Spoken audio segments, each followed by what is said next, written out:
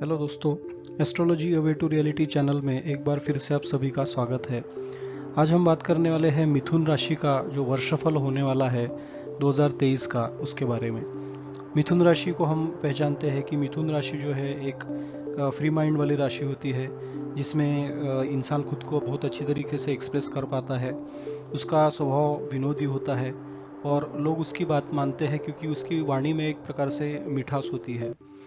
ये एक द्विस्वभाव वाली राशि है और यहाँ पे जो बुध की प्रधानता होने के कारण, क्योंकि इसका स्वामित्व बुध के पास है, तो ऐसे इंसान काफ़ी होशियार भी होते हैं। एनालिटिकल स्किल इनके पास अच्छा होता है, कैलकुलेट वो बहुत अच्छी तरीके से कर सकते हैं और कंप्यूटर फील्ड में भी इनका दिमाग बहुत अच्छी तरीके से चलता है। तो ऐसे मिलनसार व्यक्तित्व वाले मिथुन राशि, इनके लिए हम देखेंगे कि जो गोचर अभी होने जा रहा है, सबसे इम्पोर्टेंट 4 गोचर इस साल में होने वाले हैं, जो कि शनि का हम देख चुके हैं। शनि का गोचर 17 जनवरी से हो रहा है।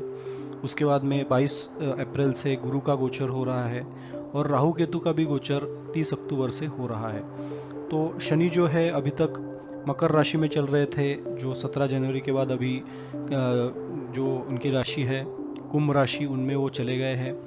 और जो मिथुन राशि वाले जातक है, अगर उनकी स्थिति यहाँ पे देखें तो अष्टम स्थान में शनि थे मकर राशि में, इसलिए उनको थोड़ा कष्ट का भाग यहाँ पे हो रहा था अष्टम भाव में शनि के होने की वजह से। लेकिन वो देखेंगे कि उनका भाग्य बदल रहा है, उनका भाग्य उनका साथ दे रहा है। और साथ ही साथ में बड़े गुरुजन या बड़े लोग, पिता, इन सब सभी संबंध वो शनि दृढ़ करा रहा है और भाग्य की वृद्धि कराने वाला वो रहने वाला है 17 जनवरी के बाद, जब वो कुंभ राशि में आएंगे। तो शनि की एक अलग ही यहाँ पे महत्ता है। जानते हैं कि यहाँ पे गोचर अलग अलग ग्रहों का कैसे होने वाला है मिथुन राशि के लिए।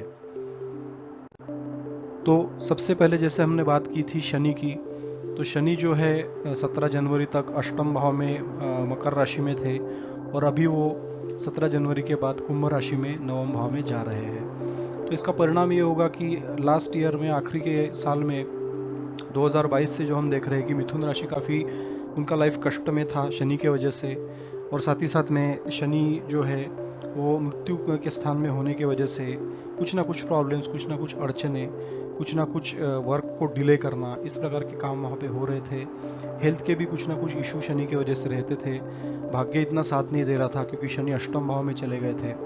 तो इन सब चीज़ों से अभी मिथुन राशि वालों को राहत मिलेगी 17 जनवरी के बाद, जब शनि कुंभ राशि में आने वाले हैं। साथ ही साथ भाग्य वृद्धि होने वाली है। जो ससुराल पक्ष है उससे रिलेशन अच्छे होने वाले हैं। ससुराल पक्ष की वजह से इंसान को भाग्य की वहाँ पे लाभ होगा, धन का लाभ होने वाला है, क्योंकि नवम भाव को यहाँ पे लक्ष्मी हाउस भी कहा जाता है।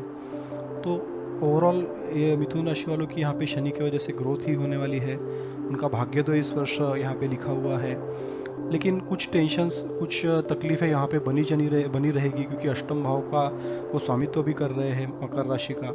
तो इनको हेल्थ का ध्यान इनको वहाँ पे रखना पड़ेगा। छोटी मोटी जो एक्सीडेंट वगैरह होते हैं उससे इनको बचना पड़ेगा साल में। और साथ ही साथ में अगर काम में डिले होता है तो मानसिक शांति यहाँ पे बनाए रखनी होगी, क्योंकि वो कभी ना कभी काम ये इस साल में बनने वाले हैं। इनका भाग्य साथ रहने वाला है, तो इनको डिस्टर्ब होने की ज़रूरत नहीं है। अपने काम में ध्यान देकर अच्छे से काम करेंगे तो डेफिनेटली इनको लाभ मिलेगा। शनि की टोटल 3 दृष्टियाँ होती है। जहाँ से वो बैठते हैं वहाँ से तीसरी दृष्टि डालते हैं, साथ ही साथ वहाँ से इनकी सप्तम दृष्टि होती है और तीसरी जो दृष्टि है वो दशम दृष्टि होती है। तो दशम दृष्टि यहाँ पे 6th हाउस पे पड़ रही है। बात करेंगे तीसरी दृष्टि की, जहाँ पे लाभ के भाव में शनि देख रहे हैं। तो यहाँ पे शनि देखेंगे लाभ के भाव को, तो इसमें लाभ में वृद्धि कराएंगे। लाभ के एक से ज़्यादा स्रोत बनेंगे इस साल में, जिसकी वजह से धनागमन होता रहेगा।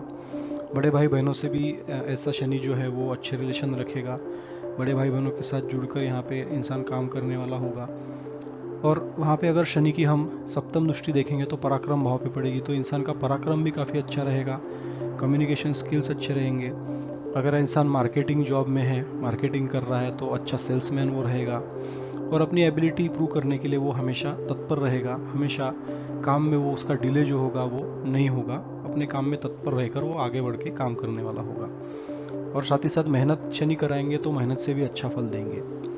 शनि दशम दृष्टि से 6th हाउस को देखेंगे। यहाँ पे थोड़े से जो हेल्थ है उससे इंसान को यहाँ पे मिथुन राशि वालों को बच के रहना पड़ेगा, क्योंकि शनि जो है वो कहीं ना कहीं छोटी मोटी बीमारियाँ भी दे सकते हैं, लेकिन उससे वो राहत भी देंगे उत्तरार्ध में।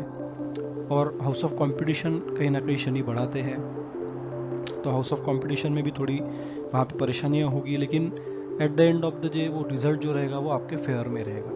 तो इस शनि की दृष्टि से डरने की आवश्यकता नहीं है। तो इस साल इंसान को हेल्थ का काफ़ी केयर लेना पड़ेगा, साथ ही साथ एक्सीडेंट, चोट चपेट, दुर्घटना से भी आपको बचना होगा। आपके पास वाहन है तो वाहन को आप धीमी गति से चलाइए, अन्यथा वो छोटी मोटी बीमारियाँ, छोटे मोटे टेंशन्स, तो इस प्रकार से शनि दे सकते हैं। ये बात हो गई शनि की। अब बात करेंगे दूसरे गोचर की, जो कि गुरु का गोचर। हम बात की थी हमने, गुरु का गोचर होने वाला है 22 अप्रैल को। तो गुरु अभी तक के मीन राशि में चल रहे थे, जो कि कर्म के भाव में थे। तो ऐसे जातकों को, मिथुन राशि वालों को लास्ट ईयर में काफ़ी यहाँ पे बिजनेस में अच्छी ग्रोथ हो रही थी, क्योंकि गुरु अपने ही राशि में 10th हाउस में थे। तो जॉब में और बिजनेस में ग्रोथ इनका 2022 का साल गया, लेकिन गुरु अभी वही लाभ के भाव में जा रहे हैं। तो ये गुरु जो है वो डेफिनेटली आपके लाभ में वृद्धि कराने वाले होंगे, डेफिनेटली बड़े भाई बहनों से रिलेशन को अच्छा कराने वाले होंगे। और 22 अप्रैल के बाद आप देखेंगे कि इंसान के लाइफ में धनागमन कहीं ना कहीं से होता रहेगा, और पत्नी से भी रिलेशन यहाँ पे अच्छे बनेंगे, डेली वेजेस, रोजी रोजगार में भी वहाँ पे वृद्धि होगी, और जो आय के स्रोत होंगे वो एक से ज़्यादा जरूर होंगे। तो ओवरऑल गुरु का गोचर होने वाला है 22 अप्रैल को, वो मिथुन राशि वालों के लिए काफ़ी शुभ रहने वाला है। जो गुरु है अपनी पंचम दृष्टि से यहाँ पे पराक्रम भाव को देखेंगे, सप्तम दृष्टि से जो है वो पंचम भाव को देखेंगे, और नवम दृष्टि से स्त्री सुख, दाम्पत्य सुख और रोजी रोजगार के स्थान को भी देखेंगे। तो पंचम जो गुरु की दृष्टि रहेगी यहाँ पे, वो पराक्रम भाव पे रहेगी। तो पराक्रम से भी इंसान जो है वो मेहनत करेगा, मेहनत करके वो लाभ प्राप्त करेगा, मेहनत करके वो धनागमन उसके लाइफ में होता रहेगा। छोटे भाई बहनों का यहाँ पे योग बनता है। अगर आप कोई मतलब चाइल्ड है तो आपके छोटे भाई बहनों का यहाँ पे योग बनेगा। अगर आपके छोटे भाई बहन है तो उनसे भी आपको लाभ मिलेगा, और ऐसा इंसान काफ़ी अच्छा सेल्समैनशिप वो भी करेगा, तो वहाँ पे भी वो सक्सेस पाएगा। गुरु की पंचम दृष्टि जो सप्तम दृष्टि जो है वो पंचम भाव पर पड़ रही है। तो पंचम भाव ये संतान सुख का भाव होता है। तो इस पीरियड में संतान सुख से आप परिपूर्ण हो सकते हैं। अगर आप लंबी प्रतीक्षा कर रहे हैं तो संतान सुख इस साल आपको ज़रूर मिलेगा, और वो भी पुत्र संतान प्राप्ति का योग बनेगा, क्योंकि गुरु जो है वो एक मेल प्लैनेट है। तो इस साल पुत्र संतान प्राप्ति का योग बन रहा है आपका। जो कोई भी स्टूडेंट्स हैं वो अपने हायर एजुकेशन में अच्छी ग्रोथ करने वाले हैं, हायर स्टडीज़ में वो जाएंगे तो उनको सक्सेस मिलेगी एग्ज़ाम में भी। साथ ही साथ में पंचम भाव जो होता है वो लव रोमांस में भी सक्सेस देता है, तो आपको वहाँ पे भी सक्सेस मिलेगा। और दाम्पत्य सुख जो होगा, क्योंकि गुरु की दृष्टि नवम दृष्टि सप्तम भाव पर पड़ेगी, तो यहाँ पे दाम्पत्य सुख को भी वो बढ़ाने वाला होगा। पत्नी से रिलेशन अच्छे रहेंगे, दृढ़ रिलेशन बनेंगे, पार्टनरशिप में आपको अच्छा वहाँ पे गेन होगा, धन का आगमन कहीं ना कहीं से होता रहेगा। और ओवरऑल ये गुरु आपके लिए कहीं ना कहीं से लाभ ही लाता हुआ दिखाई देगा 22 अप्रैल के बाद में। तो गुरु की पोजीशन मिथुन राशि वालों के लिए बहुत अच्छी है। 22 अप्रैल तक वो कर्म के भाव में रहेंगे, तो इंसान अच्छे ग्रोथ करेगा बिजनेस में, जॉब में। और 22 अप्रैल के बाद भी यहाँ पे गुरु के बहुत अच्छे रिजल्ट वहाँ पे देखने को मिलेंगे। अब ये थी जानकारी गुरु और शनि की। अब जो तीसरा गोचर हो रहा है, राहु और केतु का वहाँ पे गोचर हो रहा है। 30 अक्टूबर के बाद राहु जो है मीन राशि में चले जाएंगे, और केतु जो है वो कन्या राशि में जाएंगे। तो मीन राशि के जो राहु है, मीन राशि के राहु जो है वो कहीं ना कहीं अपनी कर्म के भाव में राहु रहेंगे, तो इंसान को एक कर्म के बाद दूसरे कर्म में वो हमेशा एक्टिव रखेंगे। थोड़ी बहुत जॉब में या जो आप बिजनेस करेंगे उसमें थोड़ी बहुत यहाँ पे हानि हो सकती है, क्योंकि राहु और केतु ये थोड़े निगेटिव प्लैनेट माने जाते हैं। वहाँ पे जॉब चेंज करनी है तो उसमें भी कन्फ्यूजन वहाँ पे बना रह सकता है। बिजनेस में प्रॉफिट के चांस बनेंगे, लेकिन कहीं ना कहीं उसमें अड़चने आ सकती है इस राहु केतु के कारण। तो राहु केतु जो है वो अभी तक मेष राशि में थे, और केतु जो थे वो तुला राशि में थे, लेकिन वो वक्री चलते हैं, तो उसके कारण वो मीन राशि में और कन्या राशि में क्रमशः जा रहे हैं। तो अभी तक राहु केतु लाभ दे रहे थे, संतान सुख की प्राप्ति वहाँ पे करा रहे थे, लेकिन यहाँ पे कहीं ना कहीं कर्म के भाव में थोड़े बहुत स्ट्रगल वो देंगे। बिजनेस और जॉब में कहीं ना कहीं थोड़े उतार चढ़ाव वहाँ पे बने रहेंगे।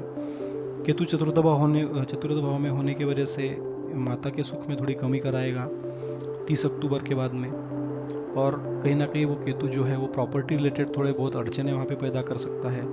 अगर आप प्रॉपर्टी परचेस करने में जाते हैं तो वहाँ पे कुछ अड़चने, कुछ प्रॉब्लम वहाँ पे आ सकते हैं, तो काफ़ी विचार करके सोच के प्रॉपर्टी की कोई डील करना आवश्यक है। माता के स्वास्थ्य को भी वो केतु कहीं ना कहीं कमज़ोर रखते हैं।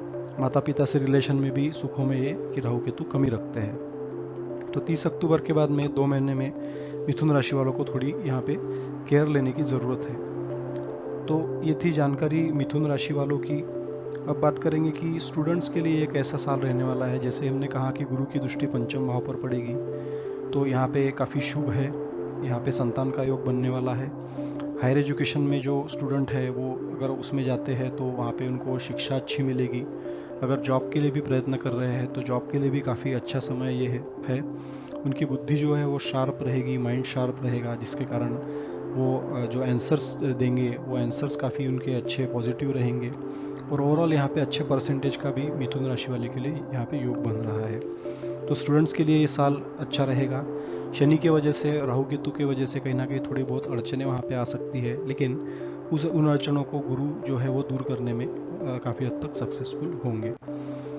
तो यहाँ पे हमने देखा कि अलग अलग जो है वो जो गोचर हो रहे हैं 4 प्रकार के, उसमें मिथुन राशि वालों के लिए कैसा फल मिलने वाला है 2023 में। इसके रिलेटेड कुछ सवाल है तो आप ज़रूर पूछिए। हमारे चैनल को ज़्यादा से ज़्यादा सब्सक्राइब कीजिए, वीडियोस को शेयर कीजिए, ताकि काफ़ी सारे लोग भी इसका फ़ायदा ले सकें। तो वंस अगेन धन्यवाद, नमस्कार।